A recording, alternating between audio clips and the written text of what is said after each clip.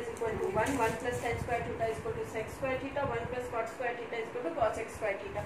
These are the three most important identities on which whole the trigonometric question is based. So from where these identities come, we'll prove one by one how it comes. Then we'll discuss some questions as well. So first identity is sin square theta plus cos square theta is equal to 1. Suppose this is the triangle, this is the perpendicular, this is base, this is hypotenuse. Okay. So by Pythagoras theorem we can write t square plus b square is equal to h square. This is correct. According to the Pythagoras theorem, perpendicular square plus base square is equal to hypotenuse square. Now we can divide this whole terms with h square both sides. So p square plus b square by h square. Similarly h square by h square. So h square cut out. So p square by h square plus b square plus by h square is equal to 1. So we can write this p by h ka whole square. Similarly b by h whole square is equal to 1. As we know, p by h is the sine theta. So this is sine theta ka whole square. Similarly b by h is the cos theta whole square is equal to 1. So by this we can prove this sine square theta plus cos square theta is 1.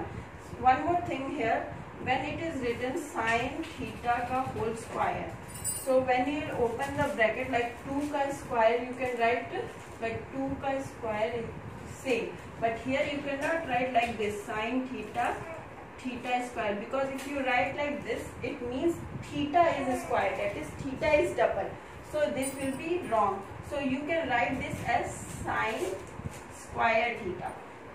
It means sine is a square, not the theta, like sine square 30 degree. So if you write 2 here, so it will become 60.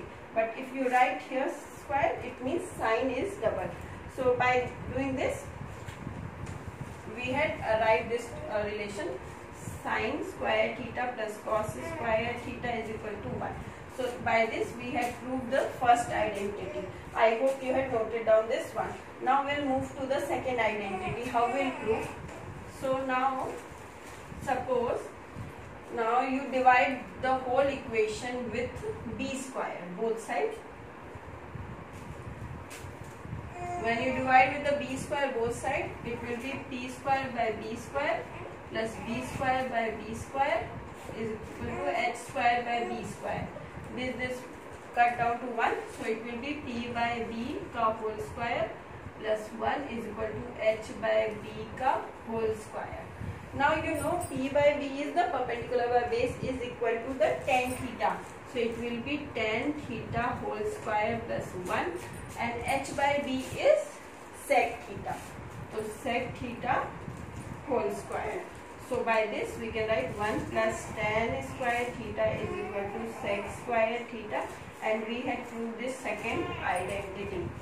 I hope you had noted down this one as well, and remember this and write it somewhere, because the these identities and earlier formulas you have to write down in single page. Now we'll prove how this one 1 plus cot square theta cosec square theta.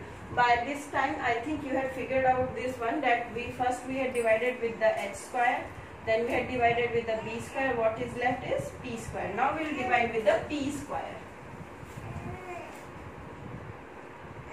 P square. Now how we will write? P square by p square plus b square by p square is equal to h square by p square. So this one will be 1 plus b by p ka whole square is equal to h by p ka whole square. Okay, b by p as you know is the cot theta, so 1 plus cot theta square is equal to, this is the cosec theta ka whole square. So by this we can write 1 plus cot square theta is equal to cosec square theta. So by this we had proved the third identity as well. So I think you had noted down all these identities. This will be used in further questions. So please note down this one and try to do some exercise question of NCERT as well as RS Agrawal. If you have any doubt related to these identities, you can text me. Otherwise, we will continue in the next session. Thank you.